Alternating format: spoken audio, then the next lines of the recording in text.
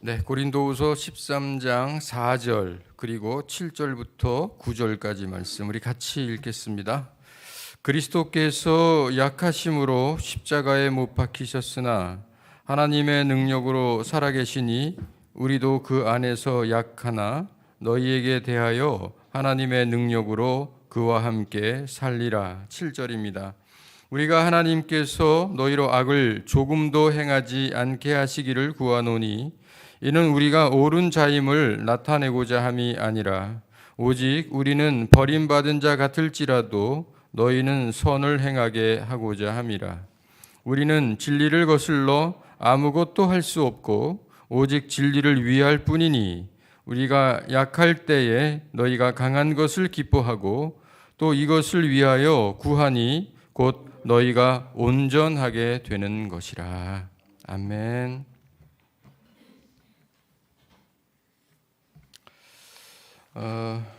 지금 이 시대가 예수님께서 다시 오실 때 그것이 성도들에게는 한없는 기쁨의 때이지만 역사적으로는 흔히 말하는 종말이 다가오고 있는 것이죠.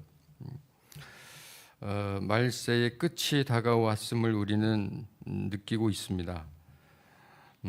디모데후서 3장을 한번 다 같이 보실까요?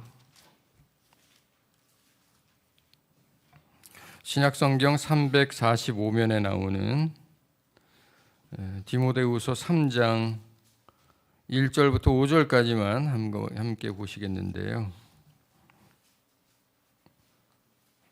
네, 우리 같이 읽어보겠습니다. 너는 이것을 알라. 말세에 고통하는 때가 이르러 사람들이 자기를 사랑하며 돈을 사랑하며 자랑하며 교만하며 비방하며 부모를 거역하며 감사하지 아니하며 거룩하지 아니하며 무정하며 원통함을 풀지 아니하며 모함하며 절제하지 못하며 사나며 선한 것을 좋아하지 아니하며 배신하며 조급하며 자만하며 쾌락을 사랑하기를 하나님 사랑하는 거 하며 경건의 모양은 있으나 경건의 능력은 부인하니 이 같은 자들에게서 네가 돌아서라. 아멘. 여기 보면 말세에 고통하는 때가 이를 것이다 이렇게 말씀하고 있는데 이미 그 때가 이루고 있음을 우리가 감각하죠. 말세라 하면 종말이고 그것은 그 단어 자체가 가지고 있는 고통의 의미가 있는 줄 우리가 압니다. 그런데 그 가운데 보면은 사도 바울이 디모데에게 이제 마지막 편지하면서 사도 바울의 그 마지막 갈구 그리고 믿음의 고백이고 그리고 서신인데요. 오늘 본문에 보면은 20가지의 체크 포인트를 우리에게 알려주고 있어요. 즉 우리에게서 이런 모습이 드러날 때 그것이 곧 종말의 고통이다 라고 하는 거죠. 제가 다시 한번 한 가지씩 짚어 읽어볼 테니까 여러분들께서 만약 내가 이 증상이 이미 드러나고 있다면 한 가지씩 이렇게 카운팅을 해보셔요. 총 20가지인데요. 제가 한번 여러분께 소개시켜 드리겠습니다. 자기를 사랑하며 첫 번째, 두 번째 돈을 사랑하며 세 번째 자랑하며 네 번째 교만하며 다섯 번째 비방하며 이미 다섯 번째까지 갔는데 다섯 손가락이 다 올라가신 분 계시죠? 아마 대부분은 그럴 것입니다. 저도 마찬가지이거든요. 그러나 너무 절망하지 마십시오. 여섯 번째, 부모를 거역하며 일곱 번째, 감사하지 아니하며 여덟 번째, 거룩하지 아니하며 아홉 번째, 무정하며 10번째, 원통함을 풀지 아니하며. 11번째, 모함하며. 12번째, 절제하지 못하며. 13번째, 사나우며. 14번째, 선한 것을 좋아하지 아니하며. 15번째, 배신하며. 16번째, 조급하며. 17번째, 자만하며. 18번째, 쾌락을 사랑하기를 하나님 사랑하는 것보다 더하며. 19번째, 경건의 모양은 있으나 경건의 능력은 부인하며. 마지막 20번째, 이런 증상이 보일 때 돌아서지 아니하면. 이것이 마지막 20번째거든요. 이 20번째 마지막 표현은 이 앞에 나오는 19가지의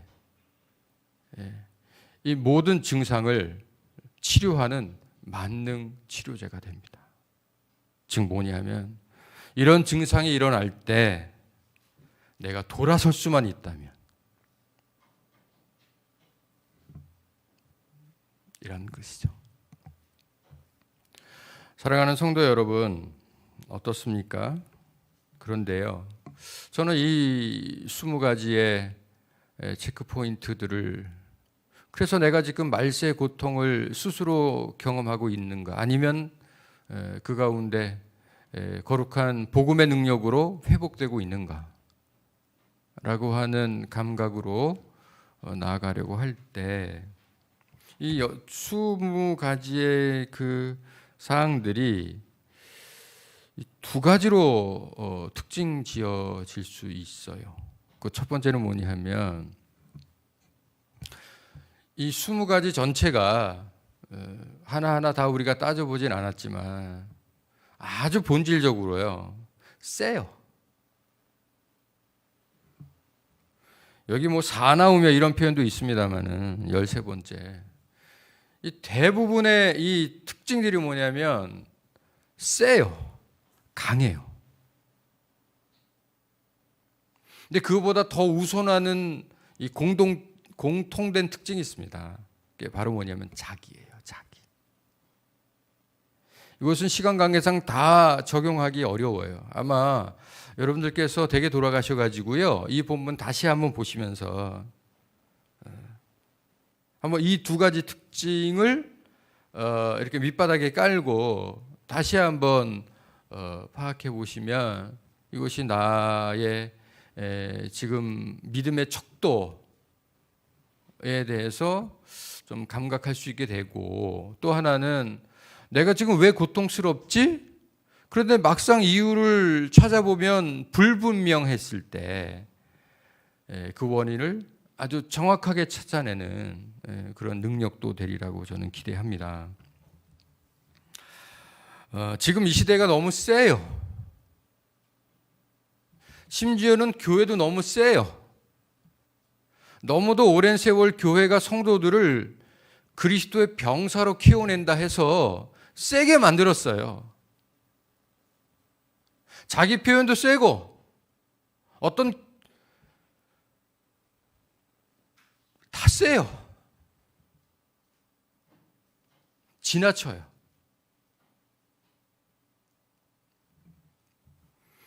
그런데 그 모든 기준이 자기가 됐어요. 에고죠, 에고.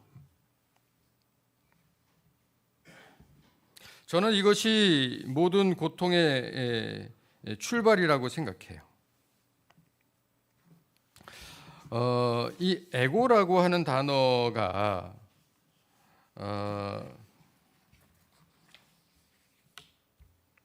자라고 하는 뜻인데, 우리가 흔히 이기주의자를 말할 때 저 에고이스트 그러잖아요. 자기밖에 모르는 사람.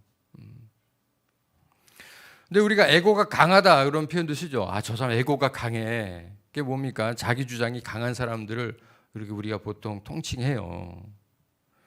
즉 뭐냐면 우리가 흔히 말하는 이기주의라고 하는 게 자기 이익밖에 모르는 사람이 의미가 아니에요. 조금 더 본질적이라고 한다면 자기 주장만 하는 사람, 그래서 자기 주장 안에 이익이 들어가 있는 거죠. 우리 주변에도 내 자신도 한번 살펴보세요. 내 주장이 얼마나 강한가? 아니면 내 주장을 거둬들이기를 잘하나? 양보하나? 그 한 가지 기준으로만도 우리의 지금 믿음의 성숙도를 체크할 수 있어요. 보통 부부들이 싸우는데 돈 때문에 싸우고 자식 교육 때문에 싸운다 뭐 합니다만은 나이가 들어갈수록 사소한 것 때문에 싸우잖아요. 뭐 어릴 때도 마찬가지지만 그 왜 싸우는지도 모를 정도로 본질이 아닌 아주 사소한 것 때문에 싸운단 말이에요. 또 참 놀라운 것은 과거에 어떤 일 때문에 싸우는데 그 기억이 다 달라요. 근데 우리의 그 뇌의 작용이 아주 이기적이라는 거 아니에요, 그죠? 편파적이고. 똑같은 사건에 대한 기억이 다 달라요.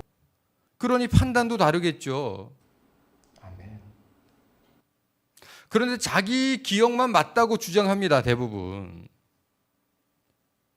그리고 자기 판단만 옳다고 강변하죠. 근데 그러다 보면 어떻게 보면 가장 인생의 동반자며 가장 가깝고 서로에게 한없이 양보해야 되는 부부조차도 자기 주장만 해요. 자기 감정에만 아주 예민하고 그러다 보면 늘 부부끼리 이 감정 컨트롤, 이 감정 또 지나간 기억들 또 어떤 현실에서의 판단의 기준 이런 것들이 하나도 안 맞아요. 그러니까 오죽하면은 부부끼리 당신은 나에게 로또라고 얘기하는 거 아니에요. 하나도 안 맞는다고. 그 정도로 뭐 이러다 보면 이것이 이제 좀 돼가지고 상대방에 대한 인격을 모독하고 심지어는 뭐 당신 집안의 사람들은 말이야 뭐 이러면서 막 이러다 보면 그것이 상대방의 인격까지 막 건들게 되니까 이것이 감정의 골이 깊어지고 더 이상 회복할 수 없는 상태까지 이르거든요. 이게 다 뭐냐면 에고예요. 자기 주장이라는 거죠. 즉 자기 주장, 자기 이익, 그리고 자기 표현 이런 부분에서 이 종말의 특징, 이 서로 고통할 수밖에 없는 특징이 뭐냐면 세요.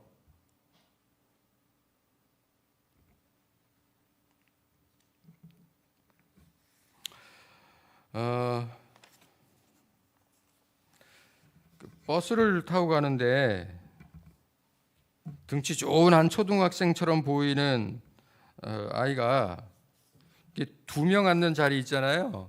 근데 거기 앉아 있는데 다리를 쫙 벌리고 혼자 앉아 있는 거예요. 서 있는 사람도 꽤 있는데. 근데 이를 보던 한 대학생이 너무 마음에 안 드는 거예요. 쟤는 뭐 저래? 그래가지고 이 초등학생이 너무 건방져도 보이고 버릇도 없어 보이니까 괘씸해서 그 아이 옆에 막 이렇게 비집고 들어가서 앉았습니다. 그리고는 이 초딩에 이게 쩍 벌려 있는 다리 이거 오므리려고 막 자기도 막 옆으로 막 미는 거예요, 자기 다리를. 이게 어떻게 하다 보니까 서로 옥신각신하고 있는 거예요. 몇 분 그러다 이 초딩 아이가 대학생 형한테 이렇게 얘기합니다. 아저씨, 왜? 아저씨도 포경 수술했어요?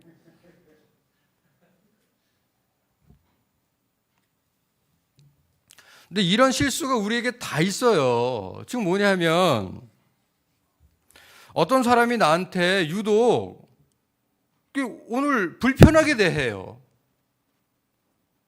그러면 왜 저 사람 나한테 이렇게 불편하게 말하지? 이렇게 언사가 이렇게 거칠어? 그러면서 순간 감정이 확 상해버려요. 더군다나 우리 안에는 이 보복하려고 하는 이 원죄의 습성이 있잖아요. 그러니까 나도 거칠게 표현해요. 보란 듯이. 대부분은 더 하죠. 나중에 알고 보면 그날 그 사람이 너무 아팠던 거예요. 아니면 너무 힘들었거나 그 스스로의 아픔 때문에 도저히 견딜 수 없어서 신음했던 거예요.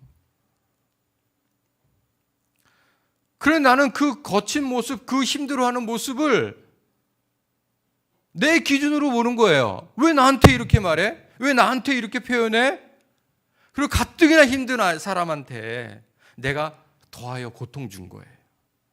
그걸 대부분 우리는 모르고 지나가지만 운 좋게도 알게 되면 너무 부끄럽죠. 내 자신이 그렇게 원망스러울 수가 없는 거예요. 왜 그 순간 내가 그렇게 말했지? 왜 그렇게 표현했지? 그렇게 힘들어하는 그 사람 내가 부둥켜 안아주지는 못할 망정 내가 왜 그랬을까? 그러면 스스로의 성숙하지 못한 모습을 다시 발견하곤 하죠.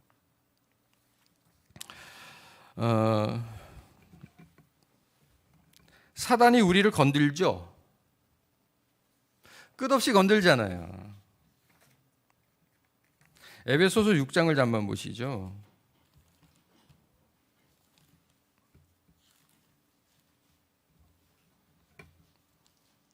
에베소서 6장에 보면은 10절부터 이제 쭉 말씀하시면서 이 영적 전쟁에 대해서 언급하죠. 전신갑주에 대해서 사도 바울이 말하잖아요. 근데 거기 보면은 16절에 잠깐 같이 읽어보시죠.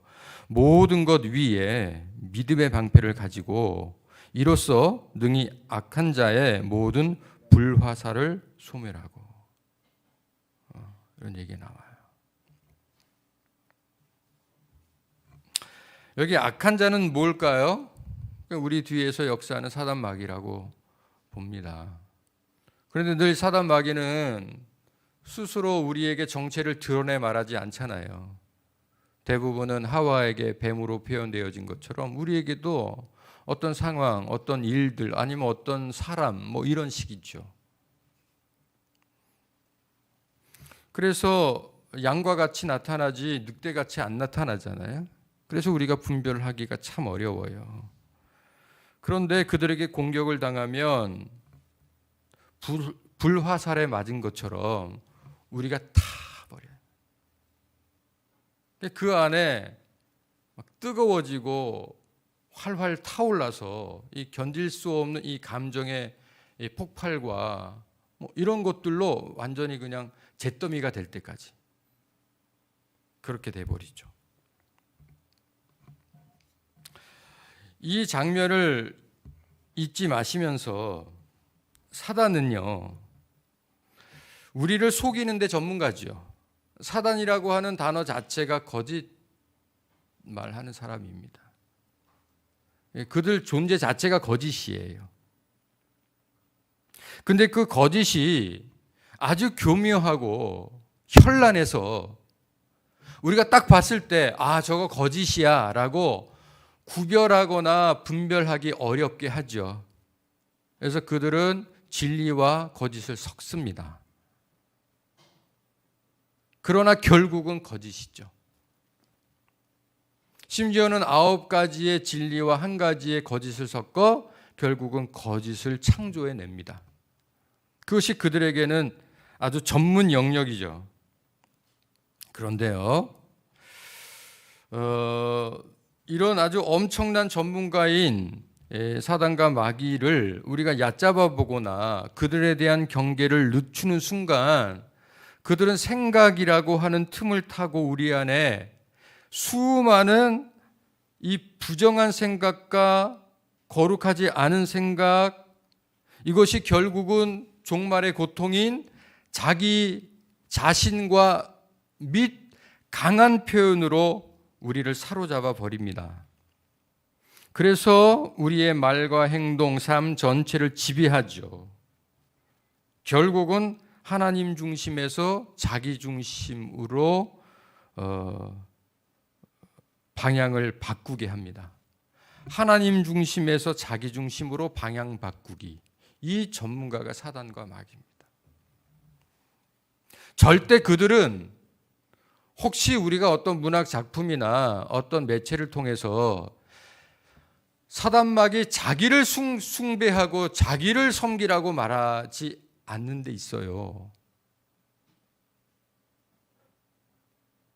이걸 여러분들이 구분하셔야 돼요. 지금 이 시대는요, 사단과 마귀가 자기를 숭배하라고 우리에게 명령하지 않아요. 오히려 너 스스로의 이익을 취하라고 말하고 너의 판단이 옳다고 우리를 부추기는 거죠. 하나님 중심에서 자기 중심으로 옮겨가게 하는데 이 시대 사단 마귀는 모든 공격의 초점을 삼고 있습니다. 그래서 이들에게 더 잘 미혹되는 사람들이 어떤 성향의 분들이냐 하면은 열심히 있는 사람, 과거에 성공해 본 사람, 그리고 지금 현재 성공한 사람, 교회로 얘기하면 교회의 중직자들, 기도 많이 하는 사람, 성경을 더 많이 하는 사람, 교회에서 영향력을 미치며 발언권이 많은 사람, 이런 사람들이 더 쉽게 넘어가고 타락합니다.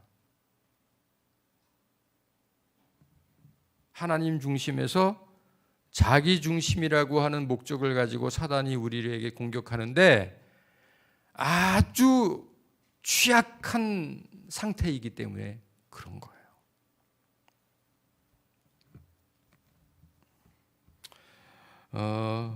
이렇게 되면은 이제 근본적인 죄를 짓게 되는데 이것이 바로 자기가 주인 되는 죄예요.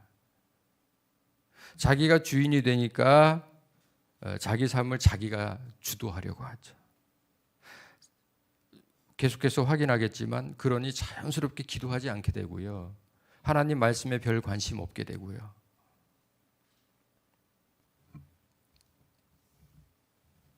이렇게 돼버리면 하나님과의 관계도 빗나가죠.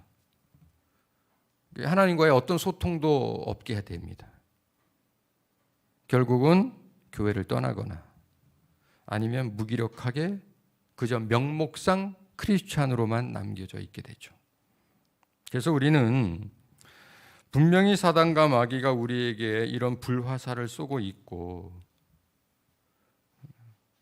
그래서 우리는 그들을 24시간 경계하고 그들이 어떤 목적과 어떤 목표를 가지고 우리를 공격하는지를 감지해내서 기꺼이 진리로 대적하고 하나님 말씀으로 공격해서 승리하는 데 전문가가 되어야 합니다. 아멘. 그들이 흔히 쓰는 10가지 전략을 제가 잠시 지피지기하는 관점에서 알려드리죠. 그들은 이렇게 우리를 공격합니다. 첫 번째, 주님을 향한 초점과 집중력을 살짝 흐려 놓습니다. 완전히 망가져서 하나님 섬기는 것을 아까 말씀드린 것처럼 사단과 마귀 자신을 섬기라고 얘기하지 않아요. 단지 주님을 향한 초점 그리고 집중력을 살짝 흐려 놓습니다.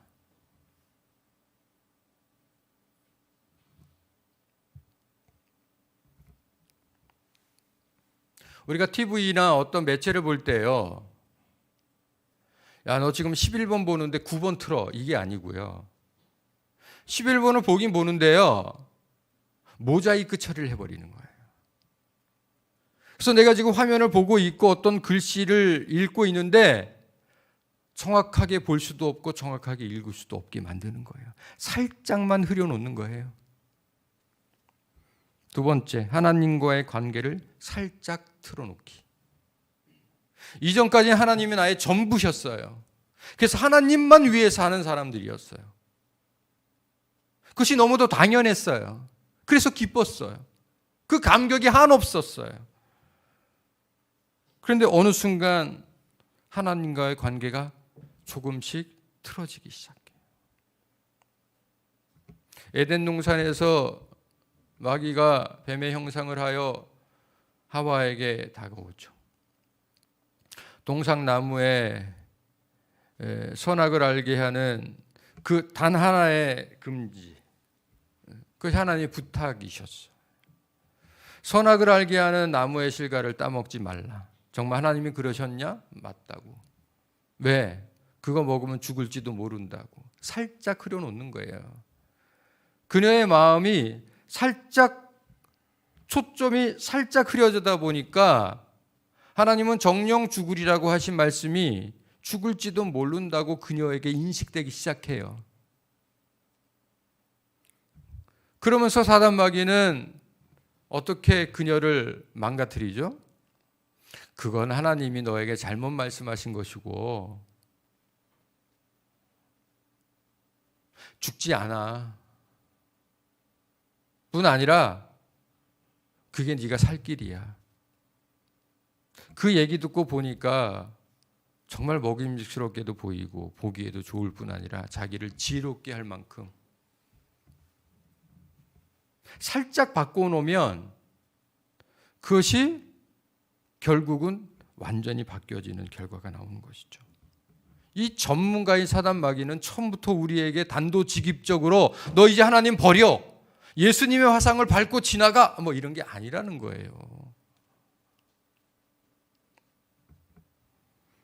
세 번째 전략입니다. 예수님께 집중하지 못하게 합니다. 너무 바쁘거나 너무 힘들거나 뭐 등등 여러 가지 이유 때문에 예수님께 집중하지 못하게 합니다. 네 번째, 무감각 그리고 무기력하게 만듭니다.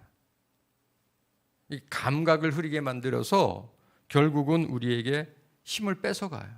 우리 성도들의 힘은 오직 복음에서 나오고 하나님의 말씀으로 기인하는데 복음도 없고 말씀의 능력도 잃어버려지게 되면 결국 무기력한 거예요. 여전히 바쁘게 살고 뭔가 열심히 하는데 아무 힘이 없는 거예요. 탈진돼 버리는 거죠. 그리고 다섯 번째, 회복 못하게 합니다. 회복을 하지 못하게 만들어요. 사실 우리가 지금 한 주의 시작인 이 주일날 이 교회 나와서 하나님께 예배드리고 또 하나님 앞에 더 간절한 마음으로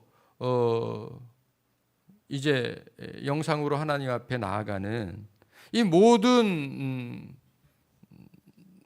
우리의 노력이 바로 뭐냐면 그 지난 일주일 동안 우리가 정말 지치고 상처받고 또 괴로워하다가 거의 한계 상황에 이르러 버린 우리의 이 무능력을 다시 한번 거룩한 주님의 십자가 능력을 따라서 정말 신선한 하나님의 은혜로 회복하려고 하는 거잖아요.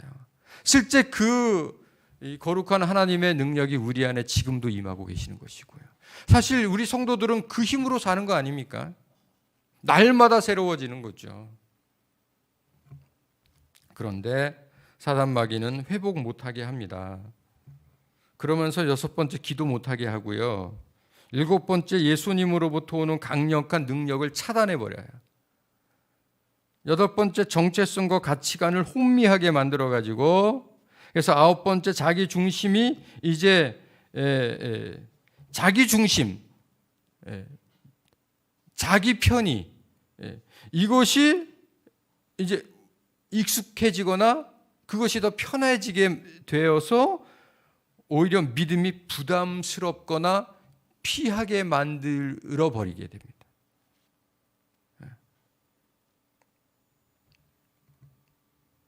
그리고는 마지막 열 번째, 그럼에도 불구하고 잘 믿고 있다고 속입니다.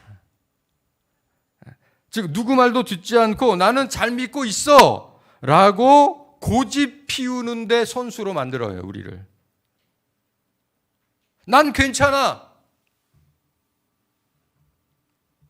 그런데 사실은 뿌리부터 다 썩어버린 거죠. 그래서요, 이런 수천 년 동안 사단이 우리에게 써먹었던 이런 전략들입니다. 그들의 노하우죠.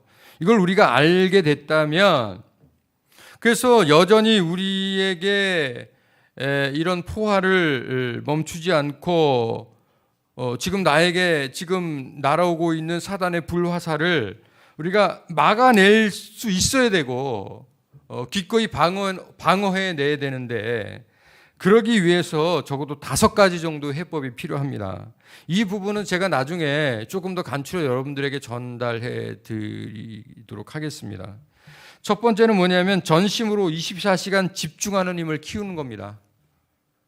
하나님 말씀과 이 믿음의 감각을 24시간 이게 지속하는 거죠. 두 번째는 뭐냐면 신뢰성을 극대화하는 겁니다. 하나님께 대한 신뢰를 우리가 잃어버리지 않으려고 최선을 다하는 거예요. 세 번째, 내 신앙 상태를 이렇게 냉철하게 점검하고 진단해야 됩니다. 그리고 네 번째, 위기에 강한 신앙으로 업그레이드 돼야 돼요. 지금 계속해서 업그레이드 되잖아요. 어저께 우리 사람을 향한 교회 그 단톡방에 한 분이 이렇게 그 표현했죠. 한 단계씩 업그레이드 되고 있다. 그런 표현을 하셨잖아요. 그 댓글을 보고 정말 이렇게 감동을 받았어요. 이게 맞아요. 지금 우리 교회도 코로나19라고 하는 이 파도가 없었다면 그저 모여서 예배 드리는데 멈춰 있었을 거예요. 그런데 오히려 이 위기를 우리가 슬기롭게 그 유튜브 실시간 예배, 더군다나 이것이 녹화가 되니까 언제든지 사람을 향한 교회 치시면 유튜브로 여러분들 우리 예배를 언제든지 다시 보실 수 있고 또 언제든지 함께 예배 드릴 수 있게 되었어요. 필요성은 있고 그렇게 해야 되겠다고 생각했으나 차일피일 계속 미루어졌던 일들이 오히려 우리 안에 이런 위기가 오히려 우리에게 기쁨이 되는 이유가 된 거죠. 우리가 이런 신앙 체질을 스스로 강화하기 위해서 최선을 다해야 돼요. 그런데 이것은 누구도 해주지 않아요. 스스로가 해야 합니다. 목사가 해주는 게 아니고요. 성교 회장님이 해주시는 게 아니에요. 스스로가 해야 할 일입니다. 감나무 밑에서 입 벌리고 누워 계시지 마세요. 누구도 도와줄 수 없습니다. 누구도 이끌어줄 수 없어요. 방해는 많이 하겠죠. 오직 하나님과 손 붙들고 여러분들 스스로 해내셔야 돼요. 이미 20년 전에 제가 우리 성도들께 간곡히 부탁드리는 게 뭡니까? 교회에서 독립하고 목사에게서 떨어지라고 말씀드렸잖아요. 교회에 종속돼 가지고 목사에게 매여 가지고 그래서 신앙생활과 사회생활 및 나의 하나님과의 거룩한 관계까지도 자꾸만 거기 안에 목사를 들여놓고 교회라고 하는 이것이 오히려 하나님이 주신 거룩한 도구인데 반대로 방해자가 돼버리는 일들이 너무도 많았잖아요. 교회가 해줄 수도 있는 일이 아니라 어떤 목회자도 해줄 수 있는 일이 아니라 스스로 해야 합니다. 구원은 단체로 받는 게 아니에요. 예수님 잘 믿는 부인 치맛자락 붙잡고 같이 천국 갈 수 없다는 거죠. 신앙생활 잘하는 어떤 믿음의 동아리에 들어간다고 구원받는 게 아닙니다. 내가 인격적으로 예수님을 만나고 그분을 나의 주인이자 또한 나의 구세주로 믿어 하나님의 자녀가 되는 이 거룩한 복음의 능력은 내 마음을 열고 내가 스스로 해야 하는 일이지 누구도 도와주거나 누구도 대신 해줄 수 있는 일이 아니에요. 그러니 핑계할 수 없을 뿐 아니라 남 탓할 수 없는 게 믿음입니다.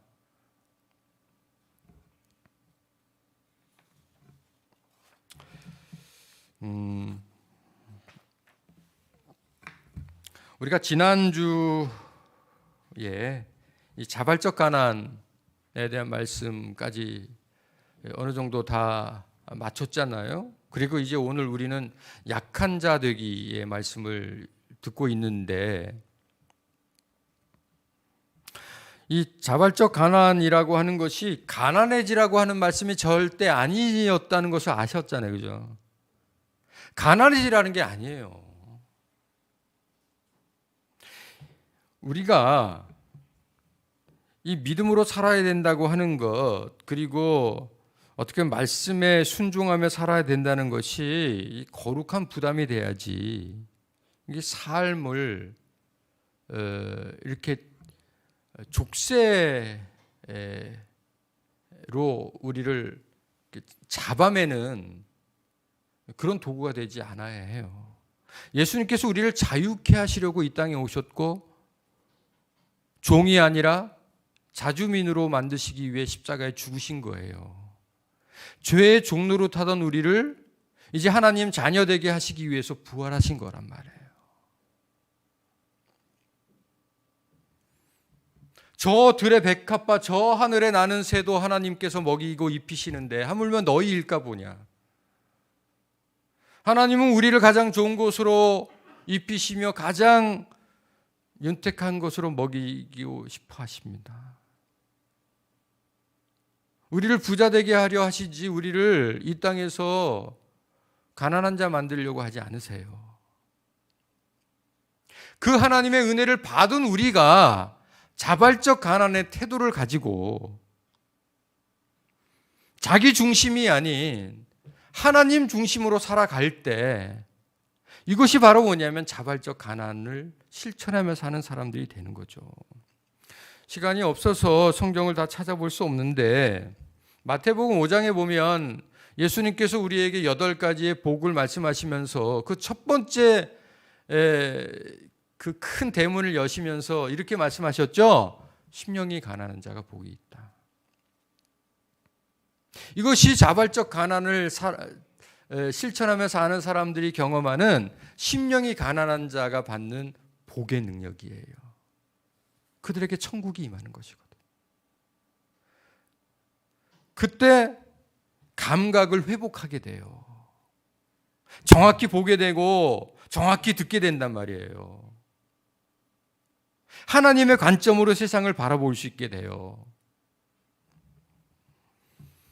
이제 벌써 우리가 6월을 지내고 있습니다만은, 여러분들 5월 달 하면 뭐 워낙 날들이 많아가지고 뭐 가정의 달로부터 시작해서 뭐 5월 1일부터 5월 5일, 뭐 5월 8일, 5월 15일, 하여튼 뭐 대부분의 날들이 다 있어요. 타이틀 없는 날이 서러울 만큼 5월 달은 모든 날들의 날이에요. 그렇죠? 대부분은 즐겁고 기쁜 날들이며 또 의미 깊은 날들임에도 불구하고 5.18 그날은 우리를 참 가슴 아프게 만드는 날이잖아요. 그 당시에 광주뿐 아니라 마산, 부산, 대구 등 지금 우리가 정치적 지향을 전혀 달리하고 있는 그런 수많은 도시 지형들이 되어버리고 말았지만은 그 당시만 해도 그러지 않았죠. 대부분의 도시들이 민주주의에 대한 반응을 기꺼이 했고 또 어떻게 보면 그것이 시대적 대의였죠. 그럼에도 불구하고 광주가 타켓이 되었고 광주는 공격받게 되었습니다. 그때 그분들이 의에 줄이고 목마른 자인 것처럼 국가의 의로움에 대하여 인식하고 반응하기 시작했습니다. 그 뿌리가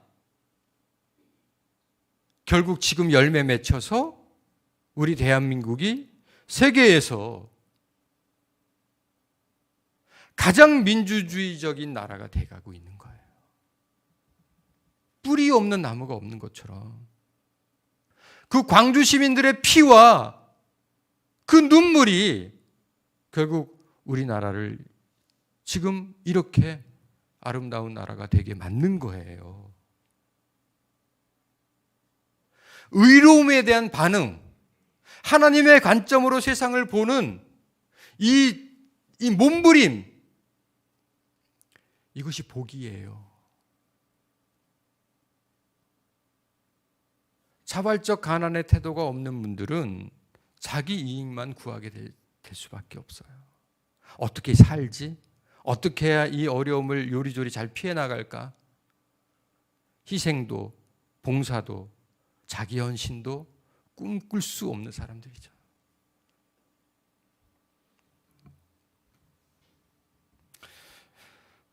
사랑하는 성도 여러분,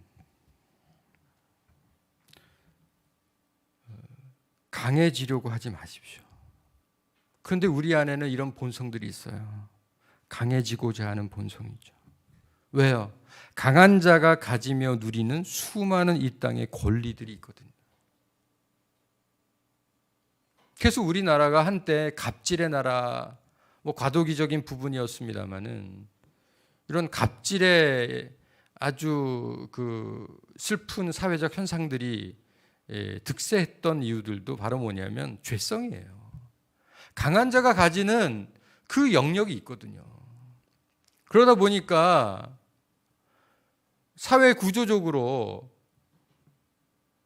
도저히 갑질할 수 없는 분들이 어디 가서 갑질합니까? 나는 회사 가도 늘 의리고 사회적으로도 의리고 경제적으로도 의리고 이런 분들이 누구에게 갑질해요? 마트에 가가지고 직원들한테 갑질하고 뭐 시켜놓고 갖다 주시는 분들한테 갑질하고 아파트에서 지켜주시는 분들한테 갑질하고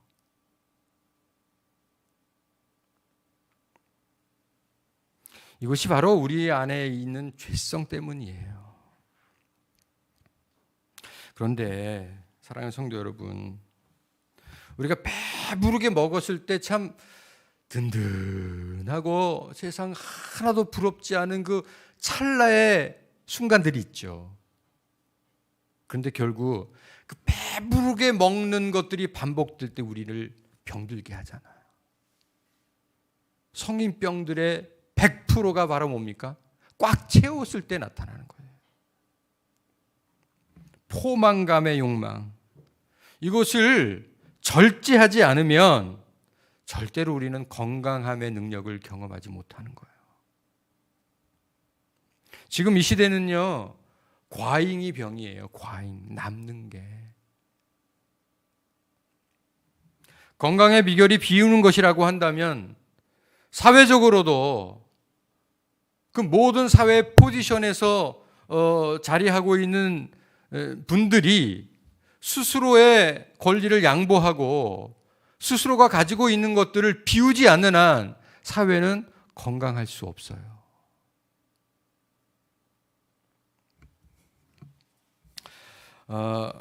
여러분들 북유럽의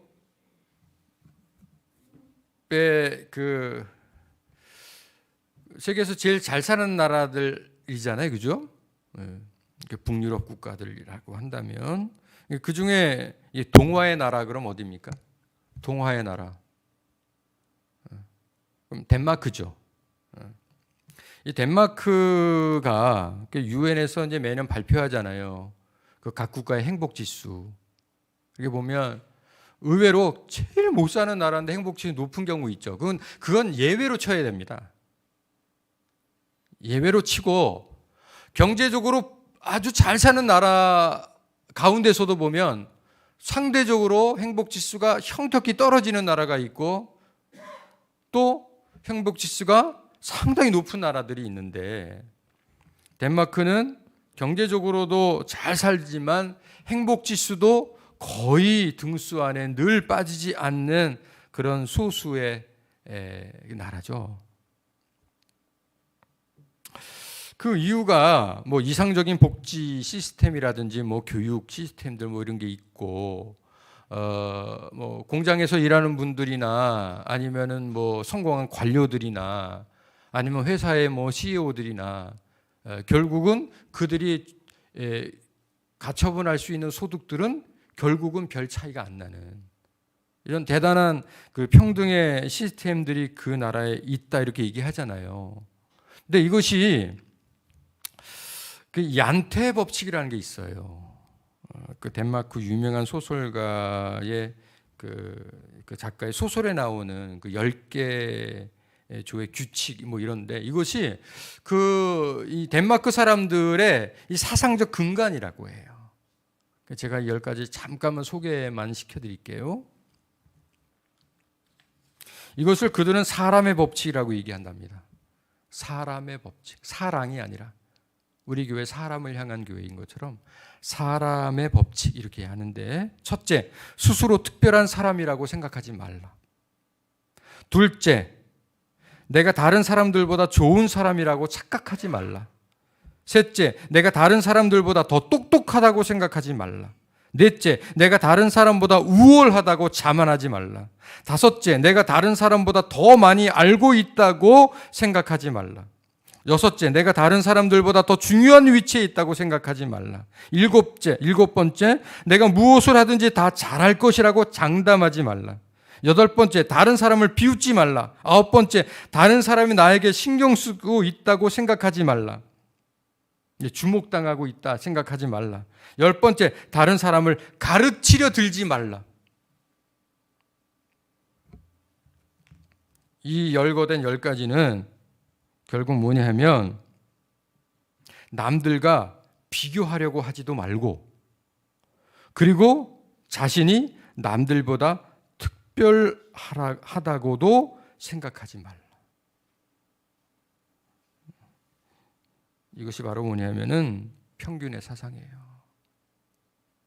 그래서 스스로를 평균보다 조금 낮은 사람이라고 인식해라.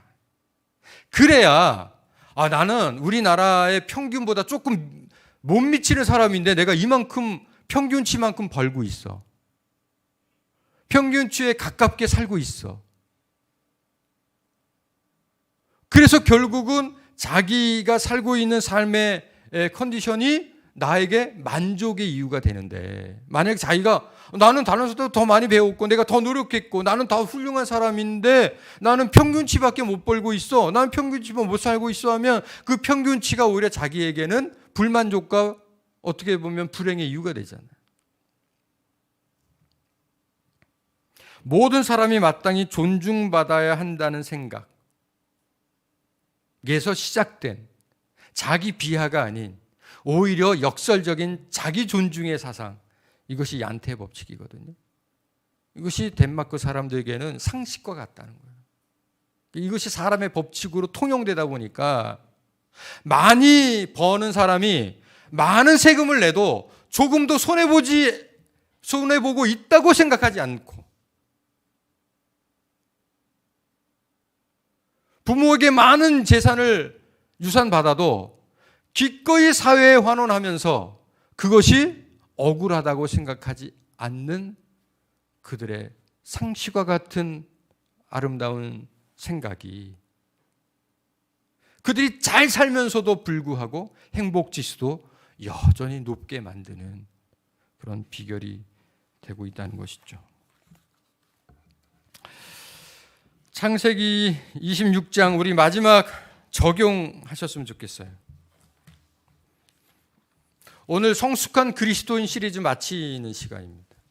다음 주부터는 고린도후서 13장 11절부터 13절까지 나오는 마지막 그 말씀을 통해서 축복,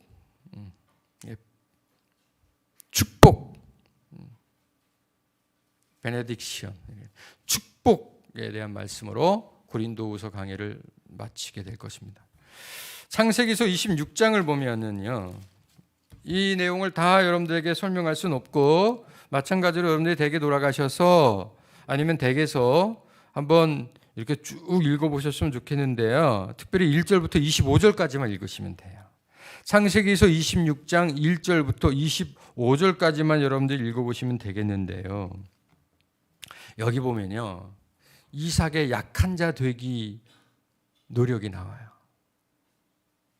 이삭이 스스로 약한 자 되려고 노력했어요.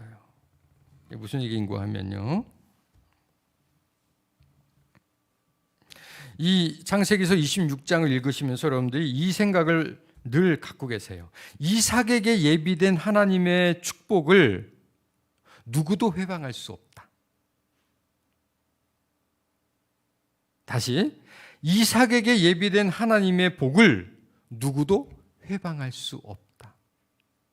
이것을 이삭을 나로 대체하셔도 돼요. 나에게 예비된 하나님의 복을 누구도 회방할 수 없다. 이것이 우리 안에 믿음으로 확고해진다면 이 26장에서의 이삭의 행동을 이해할 수 있게 될 거예요. 아버지 아브라함이 죽습니다.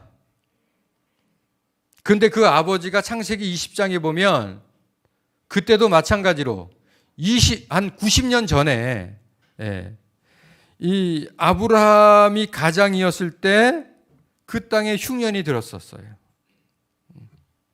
그런데 90년이 흘러 이삭이 가장일 때 또 그 땅에 흉년이 듭니다. 그래서 이삭이 블레셋 땅으로 가죠. 원래 블레셋 땅으로만 가려고 했던 것이 아니라 애굽으로 내려가려고 했습니다. 그래서 늘 그 군동 지역과 아프리카 지역에서는 그 흉년이 들 때마다, 기근을 만날 때마다 애굽으로 피신했어요.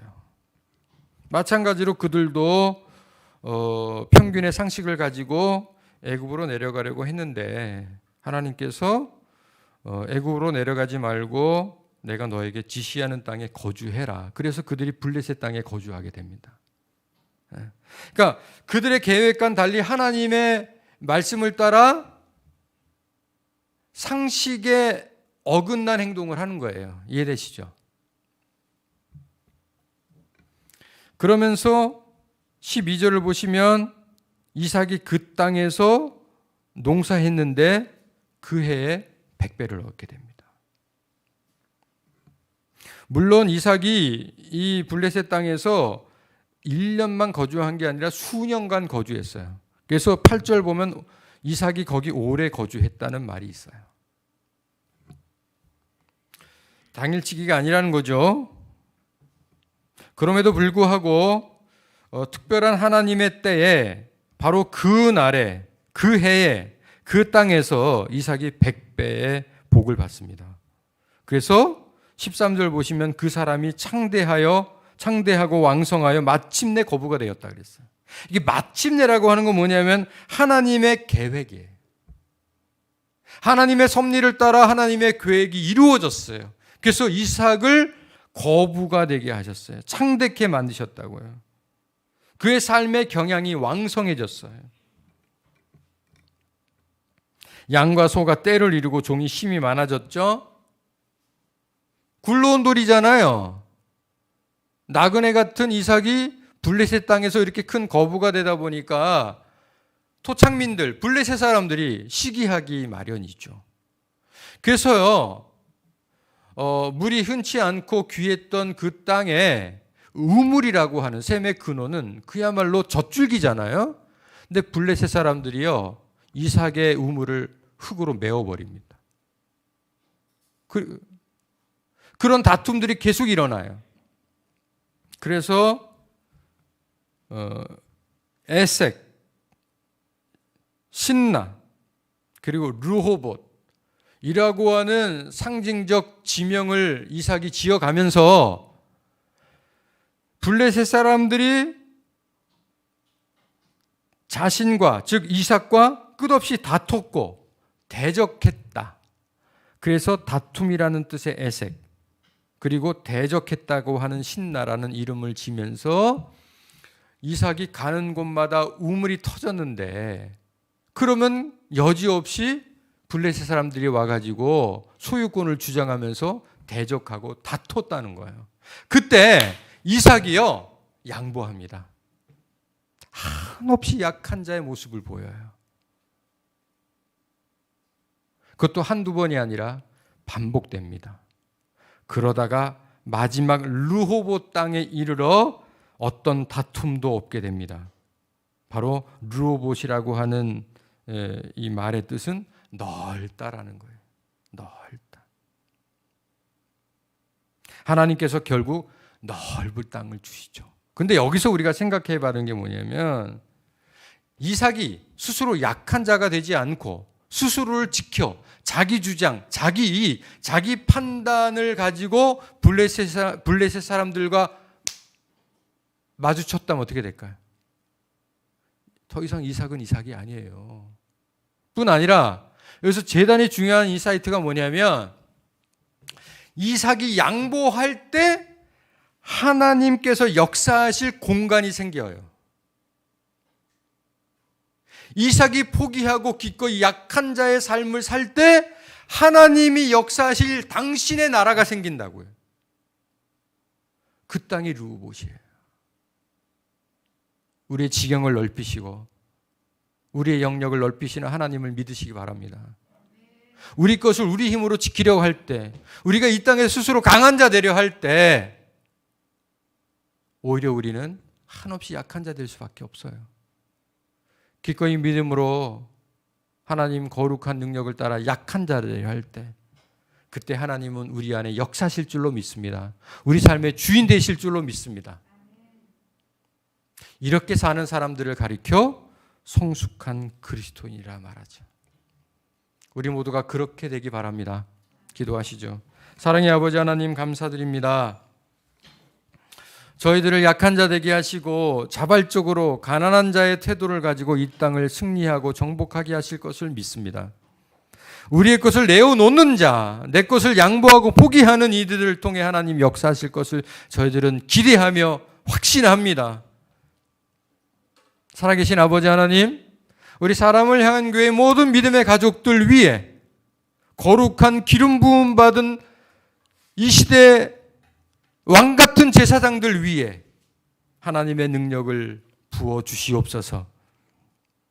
나에게 예비된 하나님의 복이 이 땅 그 누구도 회방할 수 없음을 믿게 하시고 기꺼이 하나님 은혜 안에 약한 자가 누리는 이 거룩한 능력을 날마다 경험하며 그렇게 복음으로 살아가게 하옵소서. 지금은 우리 구주 예수 그리스도의 은혜와 아버지 하나님의 사랑하심과 성령님의 교통하심이 약한 자 되어 기꺼이 하나님의 나라를 경험하기 원하는 우리 사람을 향한 교회와 그리고 믿음의 동역자들 모두에게 이제로부터 영원토록 함께 하시기를 간절히 축원하옵나이다. 아멘.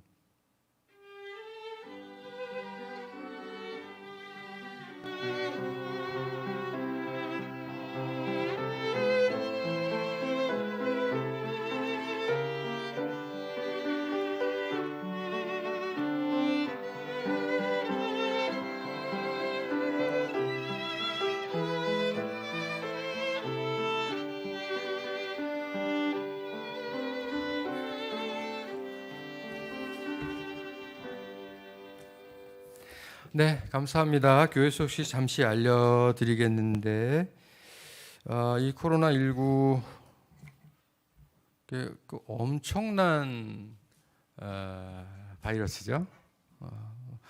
전 세계가 이렇게 아주 버거워했던 경험이 언제 있었나. 뭐 흑사병, 뭐 그에 몇 번의 기억 외에는 거의 없다시피 할 텐데요.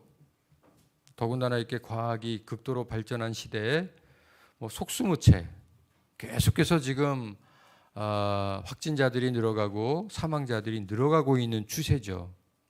우리나라도 사실 그렇고요. 숫자적으로 보면 아주 세계적인 그 숫자에 보면 아주 미미하지만 그럼에도 불구하고 우리가 10명 미만으로까지 내려가서 어느 정도 우리가 이겨낼 수 있겠다 싶었는데 또 지금 30명대, 40명대, 오늘 51명이죠. 그래서 더군다나 이제 작은 교회들 들이 또 속수무책 지금 당하고 있는 상황이라 또 가슴 아프기도 합니다. 그럼에도 불구하고 우리가 함께 기도와 도구로 이 위기를 극복해 낼 줄로 믿습니다. 우리 교회는 당분간 주일 오전 젊은이 예배 그리고 청장년 예배에만 집중하고 그 외의 모든 예배는 여러분들이 이제 하나님과의 깊은 교제를 통해서 채워가시기를 부탁드리고, 잠깐 우리가 회복했던 영유아부 예배도 우리 어린이들은 또 더 보호해야 될 대상들이기 때문에 가정에서 부모님들과 함께 지금 현재 예배드리고 있고, 정말 노력해서 우리 어린이들만 충분히 예배드릴 수 있는 그 예배 콘텐츠를 우리가 개발해서 이 지금 11시 예배가 유튜브로 실시간 지금 이렇게 되고 있는 것처럼 영유아부 예배도 마찬가지로 실시간이 되든 아니면 우리가 콘텐츠를 제작해서 원하시는 시간에 이렇게 들으실 수 있든 해서 그런 콘텐츠들을 지금 계속해서 준비해 보도록 하겠습니다. 그래서 가정에 있는 우리 영유아부 어린이들도 그들이 마음껏 예배 드릴 수 있는, 그리고 하나님을 알 수 있는, 알아갈 수 있는 그런 좀 중장기적인 그런 콘텐츠들로 준비하도록 하겠고, 이미 하나님께서 또 하나님의 사람들로 예비하고 계신 줄로 저는 기대하고 있습니다. 기도해 주시 부탁드리겠습니다. 이 백신과 치료제가 개발되기 전까지는 이 코로나19 사태는 극복되었다고 말할 수 없기 때문에 우리가 조금 좀 멀리 바라보면서 그렇게 계획을 세워가도록 하겠습니다. 지금 유튜브 실시간 영상 예배를 우리가 조금 더 좀 잘해보고자 지난주에는 이제 그 업그레이드를 해서 장비 공사도 했어요. 사실 오늘 오전에 많이 힘들었어요. 왜냐면은 이제 그 방송실에서 이것을 이렇게 운영하는데 조금 어려움이 있어요. 그래서 이번 주 중에도 조금 더 계속해서 세팅하고 아니면은 뭐 추가적으로 뭐 우리가 조금 더 이렇게 노력해야 될 부분들이 있는 것 같아요. 어떻든 간에 계속해서 기도 부탁드리겠습니다.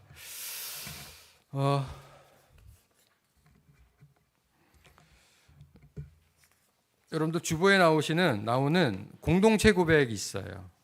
오랜만에 함께 고백하기 바랍니다. 땅의 최상의 가치는 사람입니다. 예배, 전도, 교제, 교육으로 그 가치를 실현해야 합니다. 하늘의 최상의 가치는 사랑입니다. 그 실천은 섬김입니다. 땅과 하늘의 가치가 만나는 곳, 교회입니다. 사람을 섬김으로 사랑하여 하나님의 영광을 나타내는 공동체, 바로 푸른 초장입니다. 아멘. 네, 하나님께 영광 돌립니다. 네.